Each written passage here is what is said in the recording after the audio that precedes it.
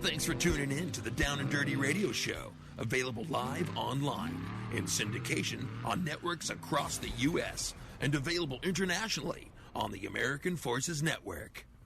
Hey, everybody. Thanks for tuning in to the Down and Dirty Radio Show, powered by Polaris Razor. Right now, we got a little bonus for you listeners. Obviously, I was out at King of the Hammers earlier this week, did our weekly show out there, which means that I had this little bonus interview that I did with Jason Anderson. Yes, Supercross rider Jason Anderson, also known as El Hombre. And I wasn't able to fit it into the national show because I was out at KOH. So you're getting a little added bonus here on the website, and if you subscribe to our feed there on iTunes or wherever you get your podcasts. So we're going to roll right into this interview with Jason Anderson. Next week, it'll be back to normal on the Down and Dirty Radio Show. Obviously, on my other show, Project Action as well. Please, if you haven't already, go over there to iTunes, hit that subscribe button to this show, and please, please, please leave a rating and a review. It definitely helps us out. 1 through 5 stars, we won't tell you how to rate us, but please help support us. And if you leave your Twitter, Instagram, @username in the review, I'll see it, and I will follow you back on social media. Speaking of social media, it's @JimBeaver15, and make sure and check us out on the web, downanddirtyshow.com, for all the latest in motorsports. All right, here is Jason Anderson. Welcome back to the Down and Dirty Radio Show, powered by Polaris Razor. I'd like to welcome my next guest to the line, Mr. Jason Anderson. First off, Jason, I got to ask you, man, how are things with you? Last we saw in your last Instagram post, obviously not so good, but I mean, you sound well. How's everything going? Yeah, I mean, as far as my bones and stuff there, I broke a couple things, and but as far as just I feel good now. I feel pretty healthy, and yeah, that's about it. Yeah, well, I mean, talking about that, I mean, what are we looking at recovery time for this? I mean, I know they say around 8 weeks possibly. Obviously, we know we've got. I mean, you're going to work your ass off to get back on the bike as quick as possible. I mean, what are we probably looking at time frame wise? Definitely 8 weeks till I could actually ride, and then after that, I'm probably just going to be ready for the outdoor season.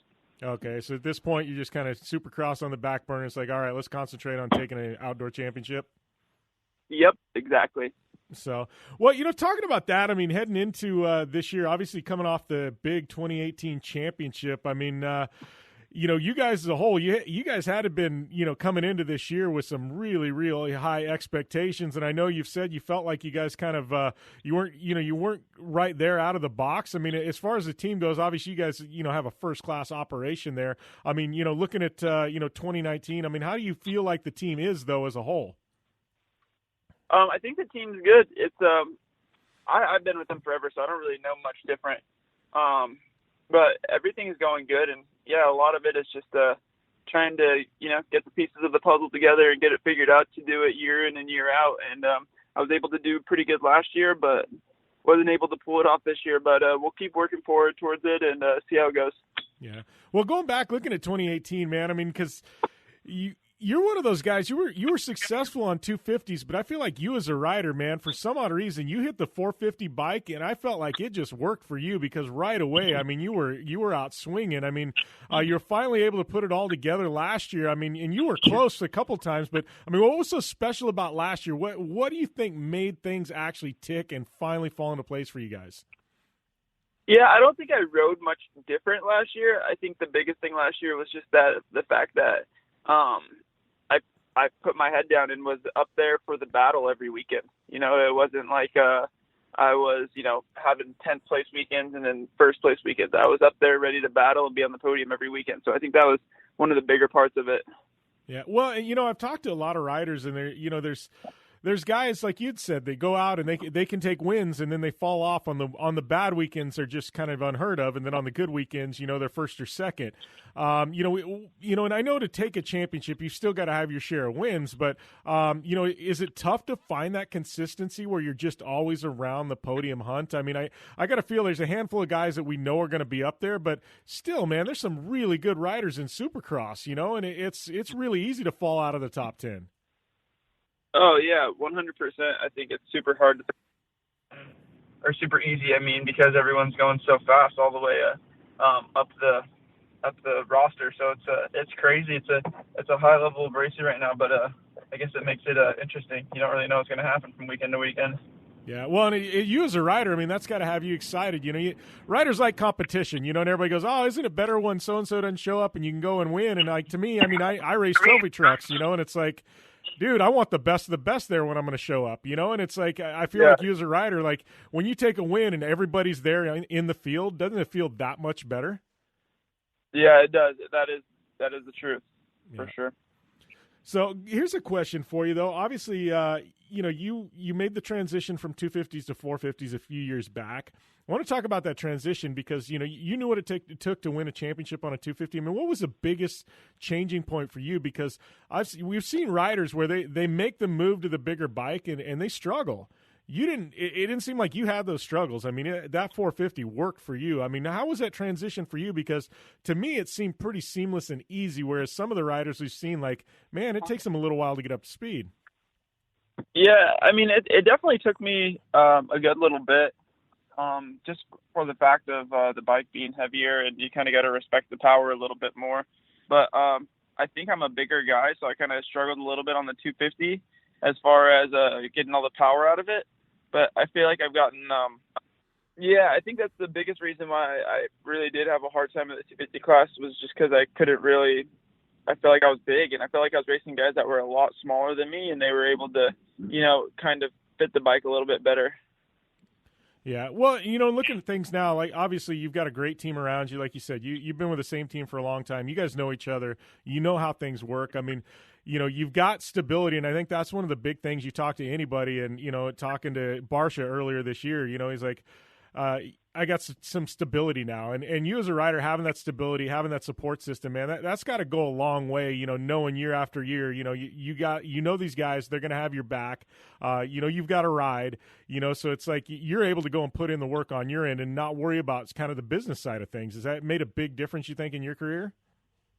Yeah, 100%. I think it is made a huge difference. So, yeah, I think that's one thing I have on my side. Yeah. So looking at things, man, obviously, 2019 didn't shape up the way you wanted it to. I mean, what can you, is there anything, because you're already, I know you're looking at Supercross 2020, you know what I mean, and knowing, hey, we got to come back, we got to be one, we want that, we want that number one spot back. I mean, is there anything you can learn through the rest of this Supercross season that you can take into next year, even though you're not necessarily going to be on the bike at every single round? Not really. I feel like the only thing that really helps me is just being on my bike. So I'm kind of bummed about that. But as far as like learning and stuff, maybe I could watch the guys a little bit on TV.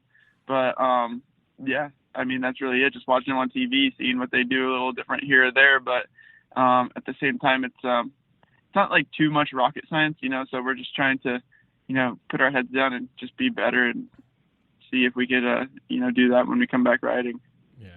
Well, in looking at outdoor season, obviously, talking about that, you definitely, we're going to see you there. What's the training? I mean, what's the biggest training difference you have? Because I know a lot of guys, bikes are completely different. But what's the biggest thing with training? How do you approach the outdoor season versus, the indoor season? Because I know you as a rider, it's just a different type of racing that you have to do for outdoors. Yeah, basically we just have to get all of our motos, and our motos are a little bit longer. As far as off the bike, we don't do anything different. Yeah. On the bike, we just do longer motos as far as training and stuff like that. Yeah. Well, and looking at the outdoor season, man, I mean, obviously, did you have an injury last year in outdoors? I mean, the good thing, I guess, about outdoors, the tracks are kind of the same year to year to year. Yeah. I mean, any of the rounds you're looking forward to, what are some of the outdoor tracks that you feel like really fit your riding style? Southwick. I really want to go to Southwick and just try and make it to that one. And that's one of my favorite tracks, I think, on the schedule. Yeah. What's the biggest difference in an approach to outdoors for you versus indoors? I think outdoors you just need to be super fit, and just that 30 minutes is gnarly. And I don't think a lot of people really understand how gnarly it actually is. So that's the biggest part of it. Yeah, well, and I guess, too, man, I mean, some of those races in the summertime, it's some brutal heat you guys are riding in. I mean, you guys got to be hydrating like crazy because, I mean, it's nasty out there. Yeah, it is hot. That is the truth. So, yeah, just trying to figure all that out is definitely tough. But that's kind of our job, to figure all that stuff out. So we'll hopefully have it handled by then. Yeah. All right, well, I got a question before we let you go, because this is one of those, just on the show, just so you know, the past few years, like, we don't even call you Jason Anderson. You're just El Hombre. And all our listeners know by now, we just call you El Hombre. You know, it's like, oh, El Hombre got the win. How the heck did El Hombre, how did that whole name come into play for Jason Anderson? I mean, what's the backstory? Because there's got to be some kind of backstory to this. There actually isn't really too big of a backstory. It was just kind of a little messing around. They would call me that, like Alden and stuff. They call me, since I'm from New Mexico and I'm, I guess, Mexican, they always call me like jokes and stuff like that. So I changed my Instagram name to that, and it just kind of stuck. Yeah, that's it's one of those, a joke that just sticks with you. Now you owning it, man. You are El Hombre, right? Everybody on TV calls you that. It's stuck, man. Yep. Awesome. It's crazy. It's cool though. Awesome. Well, I appreciate you taking the time, Jason, man. Great catching up. Bummed about the injury. Stoked that we're going to see you in the outdoors, though, and obviously back, in Supercross in 2020. All right. Sounds good. Thank you. All right. Thanks, Jason. Bye. Thanks for tuning in to this special edition of the Down and Dirty Radio Show, powered by Polaris Razor. I guess this bonus interview with Jason Anderson. We'll be back next week with a regular edition of the Down and Dirty Radio Show. If you haven't already, please go over to iTunes, check us out, subscribe to the Down and Dirty Radio Show. Also, hit the subscribe button to Project Action, and follow me on social media at JimBeaver15, and check out all the content we're dropping on the web at downanddirtyshow.com. Hopefully, you guys have a great week. Thanks for tuning in. Thanks for the support, as always. See you next time.